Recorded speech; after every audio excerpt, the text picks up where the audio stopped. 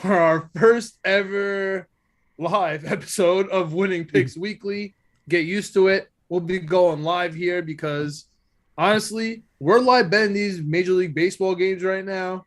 Usually we'd be live betting the football games, the basketball games. So not only will we talk futures as we usually do, but we're going to start implementing a little bit of our live portion here because we're living and dying by every pitch. Greg living and dying by every pitch in every game. So we'll get to all that. Of course, as always, my name is John Meleka. Catch me at the Jet Press, Knicks Jets, etc. YouTube, Knicks, Jets, etc. No one writes out, etc. Check out our YouTube, like, subscribe. We're on all audio platforms. As always, I'm joined by our third co-host on our Jets episode these days, especially our video producer, Greg. What up, Greg? What's going on, man? Sorry, you're doing everything. Doing video production, it's a good start, doing this. Got everything moving right now. I'm good. Thank you. Happy to be the third chair on the Jets episodes. Happy to be doing this with you and Chip because it's a lot of fun. We do it anyway, so we might as well talk about it. Hopefully we get some people in the chat, if not this episode and future episodes, to let us know what they're betting because we like gambling. We like talking about it. So happy to be here. Happy to be gambling. Happy to be talking to you guys. And we missed our boy Chip last week. He's doing some load management last week. And he's here because he's in need of a therapy session after that Scottish Open. So we got our big golf guy here. Man, Chip, what's up, dude? Are you okay after that last Scottish Open weekend? How are we moved on? Are we on to the Open? Like Bill Belichick's on Cincinnati? Like, what's going on right now? I mean, definitely on to the Open. I wasn't even thinking about the Scottish until you brought it up beforehand. And I was like, oh, man, I forgot how awful I did. And I had like Rahm to win and he played terrible. Matt Fitzpatrick, of course, almost came through for me. He played well. He did. I thought about you the whole once I saw Fitzpatrick, I was like, oh, all right. Yeah. Chip can get back on track here. Did it not end well for you? I did. I had so many parlays and all of them came up bad. Like I had so many guys who didn't make the cut. Like Will Zalatoris played awful. Scheffler played terrible. Morikawa played terrible. Like there was a lot of players who didn't play well, which was surprising. And I don't know. Surprising, huh? Yeah. All right. So it was the warm-up tournament. All right. So the warm-up for what, man? We got the Open Championship right here. Yep. You have some redemption not only to yourself but to our fans, man. People listening, trying to get those golf bets. You have redemption to me. I don't know what I'm doing. Yeah. I'm listening to you for my Scottish Open bet. You got to make it up to me, man. What do you got going on this weekend? What are your thoughts on how this tournament usually goes? You know, it always follows the Scottish. So what are your thoughts about the players' mentality? Again, some controversy with Live Golf. All right, that 52 holes. I don't know if this is going to be a recurring theme, but Tiger Woods went off on it. When Tiger Woods says anything, we listen. So what are your thoughts? And they're eligible, right, for this tournament, I believe. All the Live golfers. All the Live golfers are playing in this. So awesome. So give me your thoughts on this tournament, then. On the Live guys or just on the tournament? No, on this Open. On this Open. I mean, I just. In terms of handicapping, I've just been looking at like recent British Open stats and stuff. But yeah, I'm very excited for the British Open. I mean, we're doing this at 10 o'clock. It's in Scotland. So it starts in like 5 hours, 6 hours or something like that. So I'm very excited to watch. I mean, it takes place at like the coolest golf course ever at St. Andrews in Scotland. One of my dad's best friends is there to watch it.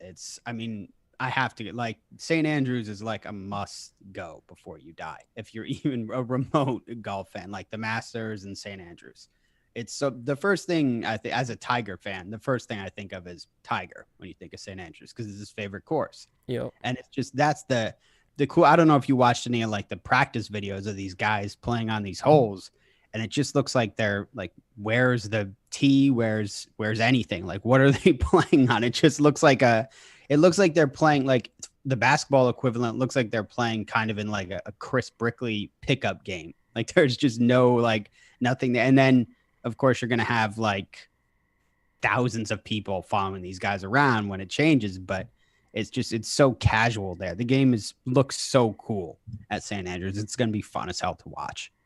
It's just that old Lynx style of golf where everything is different on the course, and it suits a lot of guys' games better. All right, that's interesting. I'm personally, I'm hoping that the Masters gods grant me my lottery and let me go to my first tournament. That'd be really fun coming up. But before we get into your golf picks, I just want to know if you're tuning in live here. We got the Yankees live. We just took it right before we started. It's at plus 125. Chapman on the mound right now in the eighth. Just, a nice little rundown. After an error by IKF overthrowing at first, we actually got him out. And Chapman never throws anybody out. So that's a fun one. So 6-5 there. If you're watching, definitely take the Yankees live. We also, full disclosure, took the Dodgers live down 4-0. It was plus 1,100. Looks like they're down 5-0 now. So that's not going too great. But that's just what we got. Now it's a little 6-0. So that's what's going on in our live bets right now. Definitely live watching the Yankees here. But back on track. Chip, you were talking about golf players that are suited for St. Andrews. Who specifically comes to mind for you? I mean, obviously, it's Tiger's course. He loves playing there. Obviously, he's someone who people are going to be high on for sure. But in terms of like the old school Lynx setup, as much as I have been high on in the past 2 weeks, this is a setting where Jordan Spieth thrives. This is a Jordan Spieth thing, and I have been, and I have a couple Jordan Spieth plays in this tournament because of that. Let's go. Let's hear them. And I'm breaking my rules with Jordan Spieth, but I know that's what I'm saying. Listen, there's some things, there's some trends I'm starting to figure out when you're forcing yourself to bet somebody because you hate them, but you really think they're going to do well.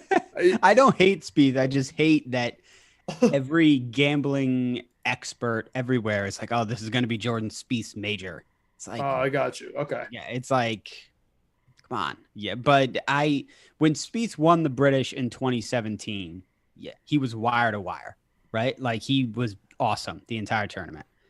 And so I wasn't willing to go to him winning the whole thing, but I picked him to be the end of round one leader, which was plus 3,300 on Barstool, which was pretty good, I thought. And I think I doubled down on him in another bet. I did a lot of round one stuff because I think that's pretty interesting to do to try and make. You never to try, to try. There was a lot of those options with FanDuel. Had a lot of round one options. So I did that, but yeah, Spieth I think is a good option because if he's going to have a really good day, it's going to be on the first day, I think.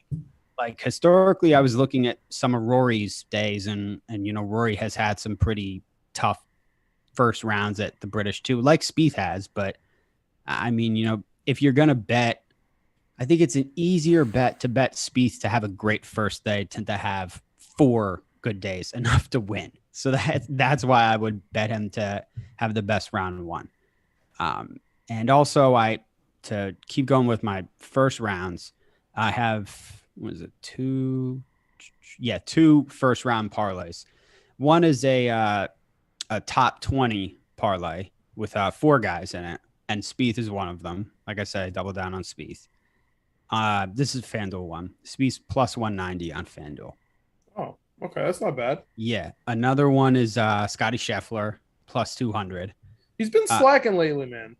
He has. He was 9th after the first round last year in the British Open. Okay. So I liked him there. Tommy Fleetwood is another one. He was plus 270. Sorry. He was tied for 9th after last year's British, and then they didn't play it in 2020. In 2019, he was tied for 3rd. So the last 2 Britishes, he's had good first rounds. So that's more of what I'm going with here. And then I got Tony Finau to finish in the top 22 because he was plus 320. So I kind of threw that in there to get higher odds, but His here's his entire British Open first rounds from back to 2016, which was his first year playing the British. 2016, he's tied for 4th. 2017, tied for 40th. 2018 and 2019, tied for 2nd and 3rd. And then last year, tied for 48th. So he's capable of having a really hot first round. Now, he also tied for 48th last year. So it's a risk. Obviously, he's plus 320. But I don't know. He had a really good year. He's hasn't played great. He's never put it all together and won a major. But he's capable of having a hot first round. And obviously, you just heard the numbers. He plays well at links golf and stuff. So I think he's very capable of certainly finishing in the top 20 on the first round. So I have those guys in the first round. And then my top 5 parlay, I thought this was just like more of an easy one for the first round. Like just picking 2 guys to finish in the top 5 and have the same day is pretty hard to do. But so I went with 2 of the favorites.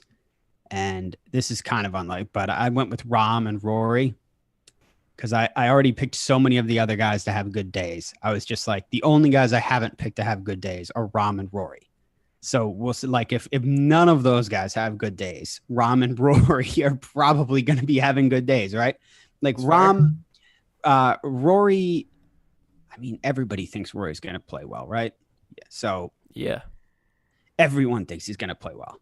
Yeah, which is something I wanted to talk about because... Yeah, for sure. What do you think about Rory for this? Because I liked him top 10, but everyone's picking him top 10. It's like everyone's like lock of the tournament, top 10. Easy's better tournament, top 10. Yeah, for the whole tournament. To finish, I'd be surprised if he finished outside the top 10. But right. I'm not... Yeah. I did another parlay, too, where I picked for a full 4-round parlay too, where I have him finishing in the top 5. So I think I don't think he'll win, but I do think he's very capable. Look, it's going to be a classic Rory thing on Sunday where he'll fire off an amazing Sunday round, but it won't be good enough to win. I think that's what it'll be. So like I said, I have another FanDuel parlay. This is for the entire 4 rounds.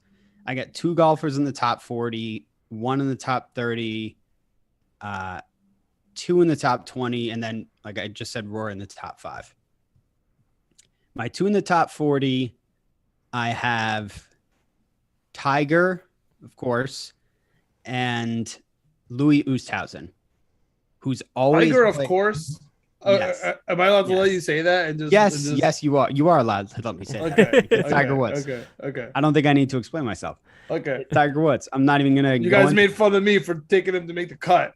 Last tournament he played, you're like, oh yeah, he has no knees. Now we're taking. I never made fun of you for that. There's no way I ever made fun of you for that. Okay. There's no way I did. And I would love to bet for him to miss the cut this tournament. I don't have it on FanDuel. I'm not crazy. They do have it. They have it on every book. They must have taken it off then. Yeah, FanDuel, I didn't see it, but maybe I'll hop on DraftKings. They'll have it. DraftKings. What do you got for this tournament, Greg? You like Rory? Well, yeah, I kind of want to hear what Chip thinks about Louis because he was about to get hopefully into a soliloquy about how great Louis is and how let's hear it. He has amazing finishes because I have him. My only bet this tournament is Rory top 10, Louis top 10, plus 1,000.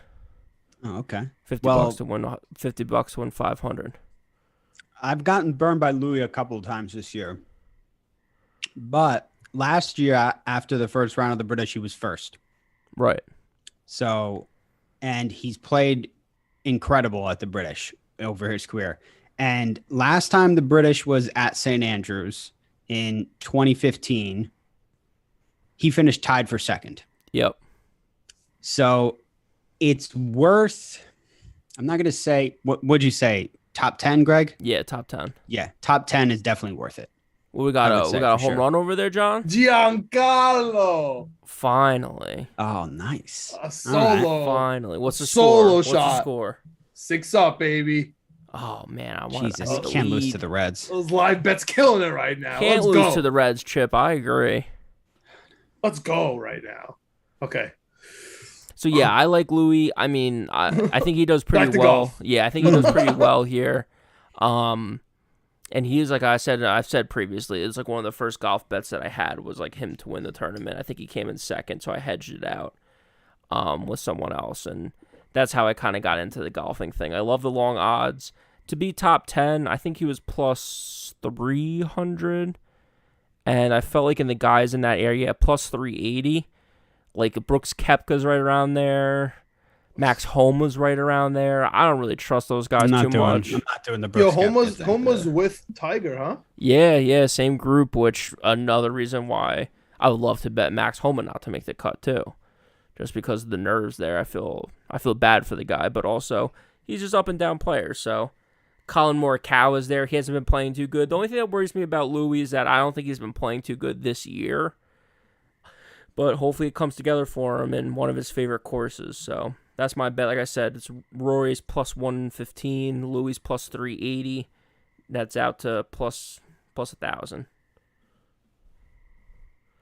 Little parlay. All right. Yeah. All right. I have no bets for this golf tournament. I'm gonna skip this one. The Scottish didn't work out so well for me. I did take Matt Fitzpatrick though, so that kind of helped to even me out a little bit. I've just been honestly, I'm back on the Major League Baseball daily, as you can tell. Obviously, big Yankee fan, watching the Yankees right now. That's different, right? That's different than the normal just betting actual baseball. Our boy Greg is out here every day betting the baseball board. Wakes up every day, says, "I love the board today." It looks great. It's a great looking board. And every single day, and goes through it. So let's start off with you, Greg. We mentioned it. We got the Yankees. They just tied it up.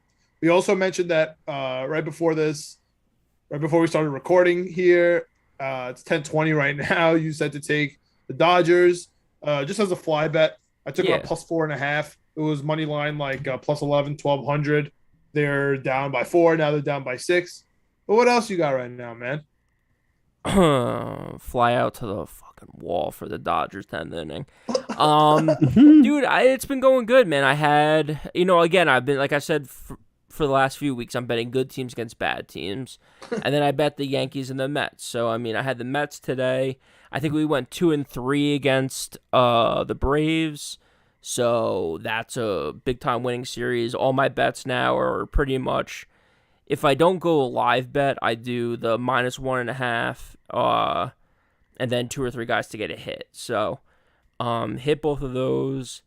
Had, what are good teams against the bad teams? Seattle has been playing really well, and they're playing the Nationals, so I had them in a doubleheader today. I won the first one. Juan Solo hit a solo shot in the bottom of the 9th for no reason to make it 2-1, so I lost the second one of the doubleheader today. So that kind of stunk.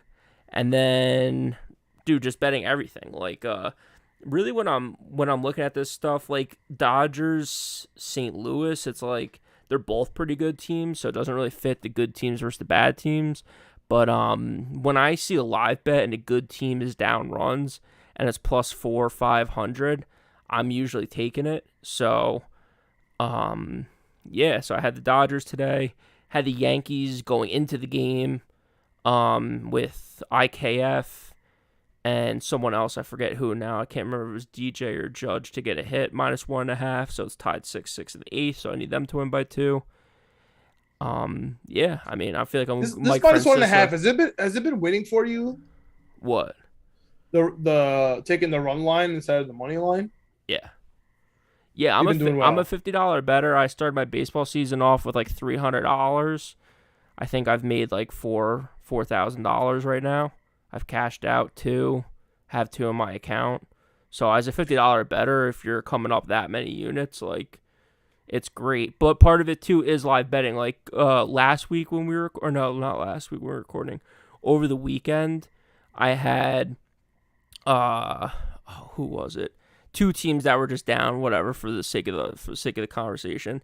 I bet $150 live to win $2,700, and the first team hit. I think it was the Dodgers, and then Toronto was playing. They played till like 1 in the morning the other night, and I just hedged that out. and I bet like $1,500 on it. So I ended up winning like $1,000 essentially. So what's your strategy when you wake up in the morning and you choose violence? And you like what you see in the Major League Baseball board. Like what's your are you looking at the pitchers? Are you looking at the series? Are you just looking at good teams versus bad teams like you mentioned? Like what's the strategy here? good teams versus bad teams first, then pitchers, who's going for the teams, then Are you waiting for the lineups? team's been playing. That I wait for the lineups to figure out who I'm going to take to get a hit. And usually, like on ESPN, if you look at the box score, it's like how they've done historically against the person. If they have like 15 or 20 at bats against the person, then I take it into account. Other than that, like if they're like 3 for 5 lifetime, I don't really factor that in. I mean, that's really nothing too crazy. So, yeah. And then like even with the another game I had earlier, Miami was down 1-0 against Pittsburgh, and I've been saying all year Pittsburgh's not very good on the road. So I took Miami live plus 150, and this is something I do too. Then Miami ties the game, actually takes the lead. Then in the top of the ninth, I bet Pittsburgh. So Pittsburgh was plus money. I bet $50 on them. I win money no matter what. And that game actually got crazy. It went extra innings, and Miami ended up winning. But you're a big hedge guy. Yeah, I like hedging stuff out. I'm still going back and forth between hedging stuff out versus like cashing out my ticket. Like for that big one that I had last week, and I had another big one tonight with the Guardians and the Dodgers, and actually Miami. But the Guardians lost, so that one's a loser. But I still haven't been able to pull the trigger on the cash out just because I don't know, I hedge it out because the chance of winning $2,500, I feel like I want that ticket. I want to hit that. So, yeah, that's really it for baseball. I mean, like tonight, I think I have Houston going. They're playing the Angels. The Angels stink, even though Shohei's pitching. So can we talk about Shohei for a second? Sure. If you're the Angels and you're gonna lose Ohtani to possibly for nothing in free agency, and you're the 5th worst record in the AL, are you trading Ohtani? No. When are you going to lose him, though? He's a free agent at the end of the year. Oh, I didn't know that. He's an international player. He doesn't go through like the arbitration like stuff like Aaron Judge, for example. You're not trading him? He's a free agent. No, I don't think so. He chose to go there. Yes, he chose to go there when the money was all the same. There's some guy living in Flushing that has unlimited amounts of money. I was gonna say I didn't know that he was a free agent. If I'm him, I'm hoping. Dude, I don't care. I think he's gonna be. I'm pretty sure he's gonna be a New York Met. $500 million, Shohei. Let's do it. And my question to you guys was: I know we're not really. It's not really a gambling thing because I don't think you can bet on it. It's not on the books right now.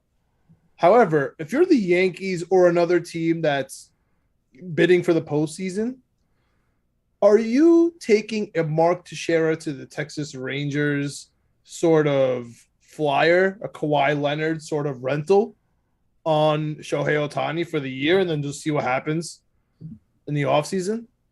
Like, because it's going to cost real prospects. Like for the Yankees, it would cost probably like Dominguez, Volpe, and a pitcher. You know what I mean? That's like depleting our farm system for a rental. Like, is that what you guys are doing? Or I'm just curious. I really think this Ohtani thing is going to start becoming real soon if he doesn't get hurt. Is he a free agent at the end of this year? That's what I thought. If he is a free agent, I didn't know that. Let's go for the hypothetical that he is a free agent at the end of this year. Yes, I'm definitely doing that. Yeah. Oh, he's an arbitration. He's an arbitration 3 at the end of this year, unrestricted in 2024. Okay, so one more year. Yeah. Or wait. I think arbitration 3 might be. I'm not. The baseball CBA is kind of tough. I'm not sure if that means I think it might be like restricted free agent or something. I'm just honestly, man. If I'm the Angels, I'm worried, dude. They remind me of the Brooklyn Nets of baseball, where they have a lot of money. The Nets made the playoffs. Yeah, and Trout made the playoffs once. Yeah, that was fun. He got swept, right? Yeah, it's tough. It's tough out here, dude. And speaking of the Brooklyn Nets, are they staying the same?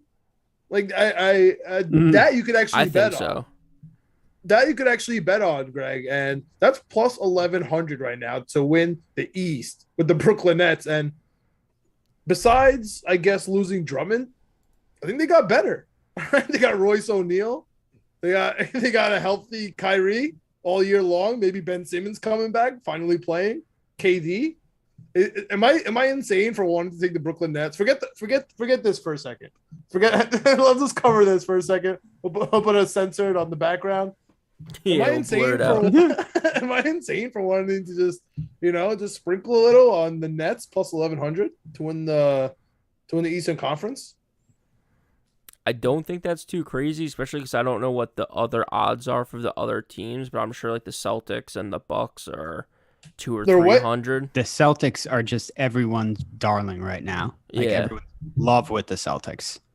Yeah, looking at like I pulled up FanDuel. All I see here is championship odds. I don't see to win the East. Celtics, Bucks, Heat, Sixers are ahead of them, and they're right neck and neck with the Raptors.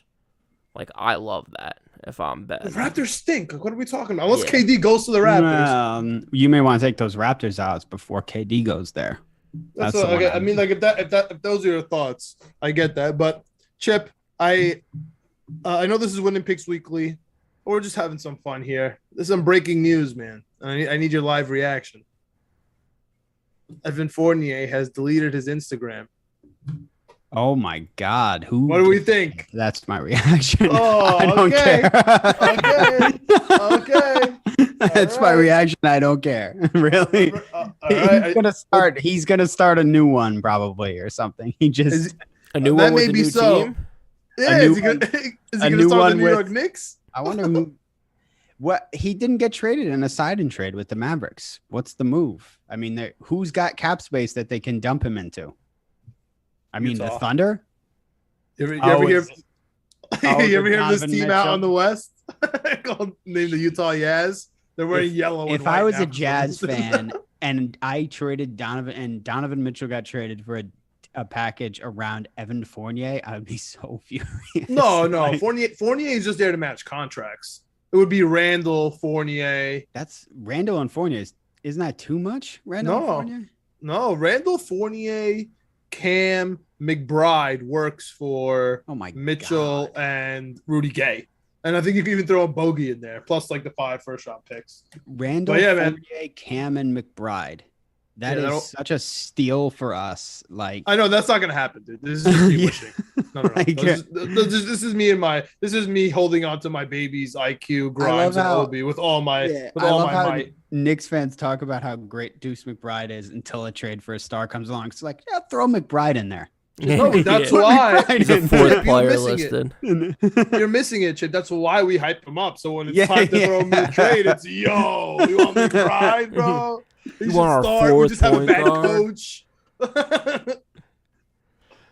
Evan Fournier breaking records. That's how we sell it. Well, yeah. So we talked some golf, talked some baseball strategy here.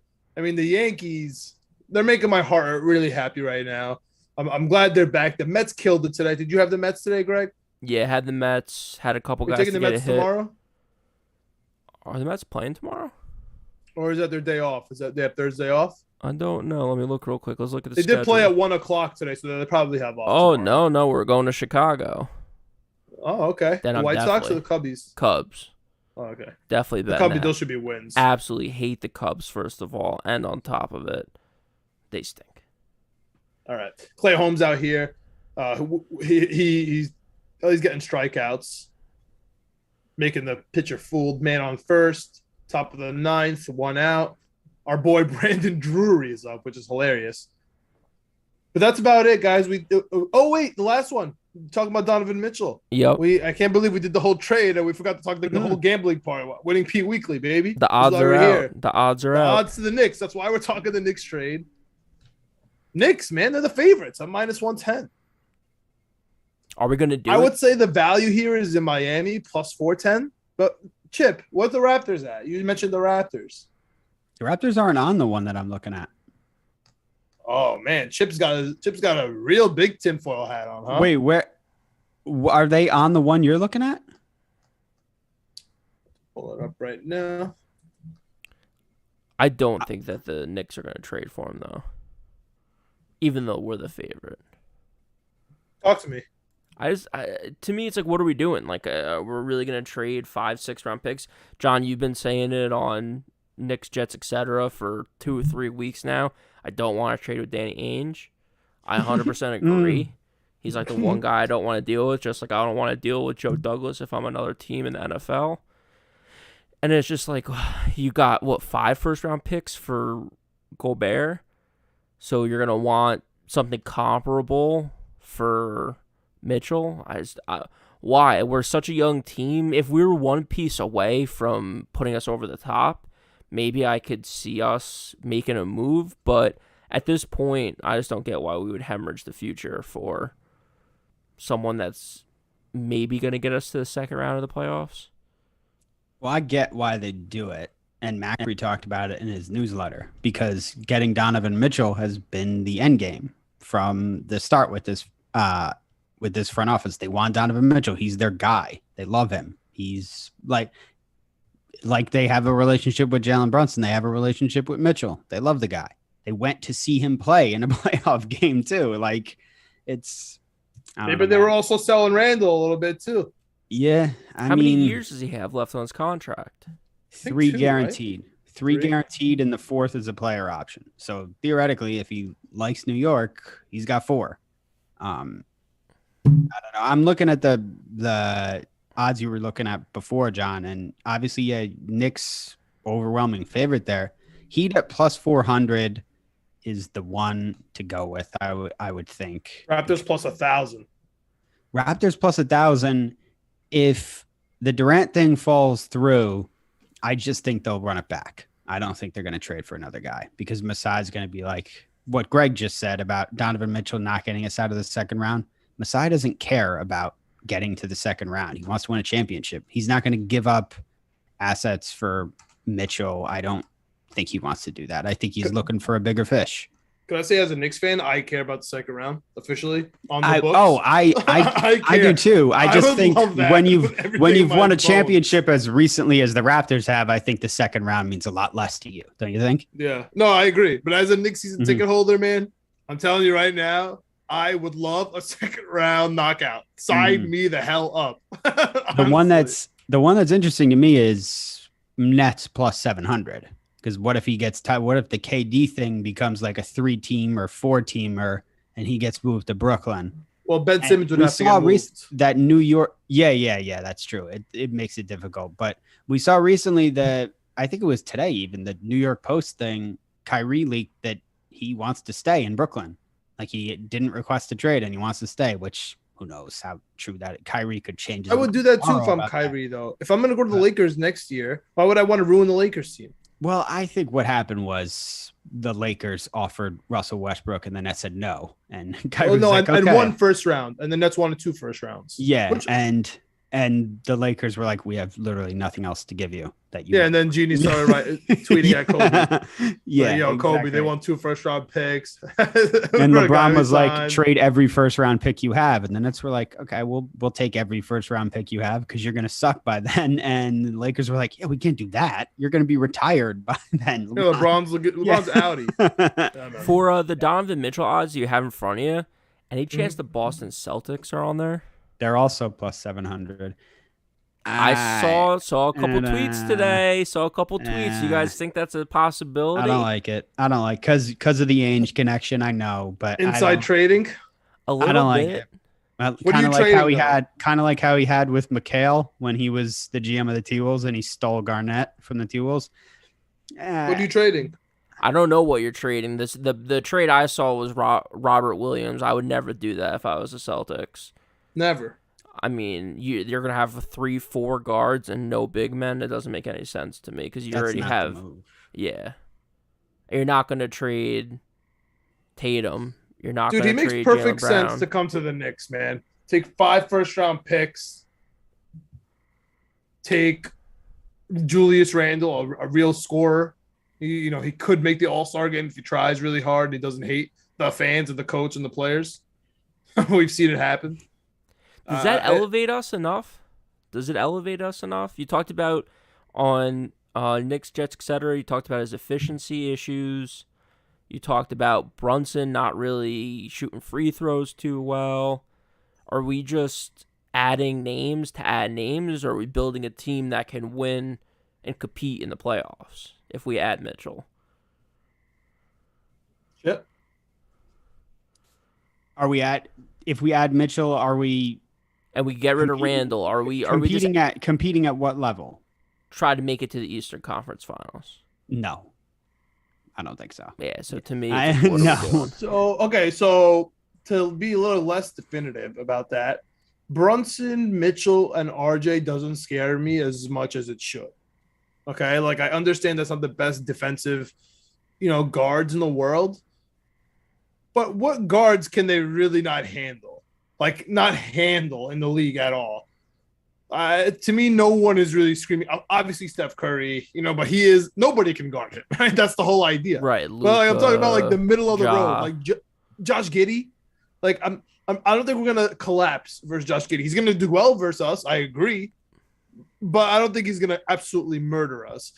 I said on our last episode of our last little mini episode that we did on Donovan Mitchell, I think our defense would come down to Obi, because we know what Mitchell Robinson is going to bring. We know what RJ is going to bring. And we kind of know what Jalen Brunson is going to bring. Listen, him and Mitchell do get their hands into the passing lane. They get steals, they get transition buckets. But Obi Toppin on the help on the pick and rolls and the help in the middle, that's going to put us over the top. But what really is going to put us over the top is our bench, man. We're not the best bench in the league. That's the most underrated part of this whole thing. That's why it depends on the trade, right? Because off the bench, you have IQ, Grimes, D Rose. You're fine. Like you're gonna score points. You're gonna do well. Maybe Melo. Honest to God, he might show up if Mitchell's You're light here. at the 3 and the 4, but then you got Jericho Sims at the 5.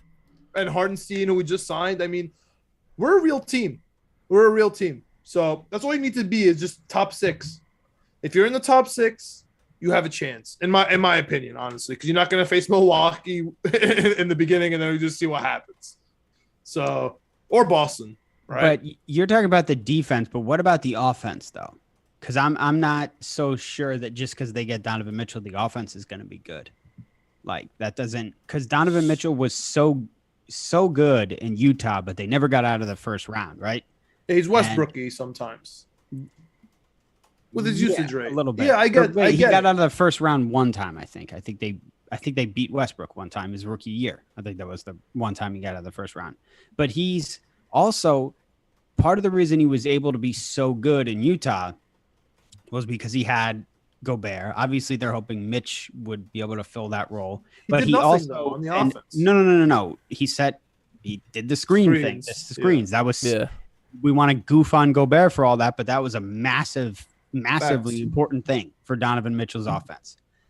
And another big part of it was he had a ton of guys on the perimeter who could shoot threes and open up spots for him. So for Mitchell to be successful, RJ would need to hit his threes. Brunson would need to hit his threes. Whoever else you brought in place of, Obi, I guess theoretically Obi would need to hit his threes too. Yeah, but the usage rate is really what helps me out here because, yes, I'm scared of Donovan Mitchell. His usage rate is too high. It's going to go lower. Jalen Brunson wants to higher his usage rate, so I guess let's even that out there. But then you have Julius Randle's usage rate that jumps from him to Obi. The best thing about Obi is he plays off ball. Like, he's out on the wing. He's moving around. He doesn't care. He's getting boards. He's Sean marrying it up. Honestly, he's not being a Mari Stoudemire, which is what Randle does, where he's like dominating. He needs the ball. He's going to cry if he doesn't get it. He's going to cry if the fans boo him. It's going to be a whole thing. Well, the fans have never booed him, so such an Amari Stoudemire. know. Yeah, so that's my take. Greg, what do you think, man? About the offense, if we get Just Mitchell. Yeah, Mitchell on this Knicks team. Yeah. Like I said, I don't think it moves the needle enough for me. I don't know what we're really doing at the 4. Obi's good. Obi's good, but I just don't know how good on a night-to-night basis competing against the best players in the NBA Obi is, how good he is. So yeah, like what's going to happen when we go against Minnesota?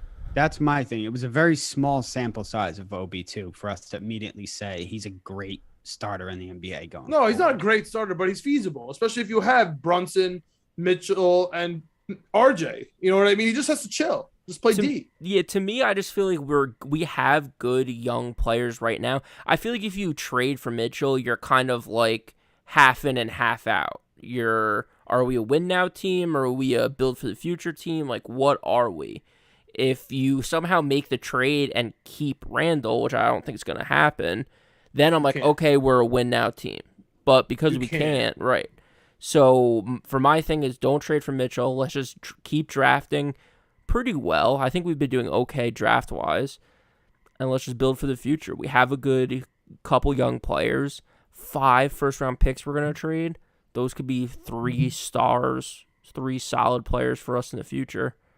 Let's just keep rocking with that. You know, RJ's not going anywhere. I hate to beat a dead horse, but you got the wrong coach for that.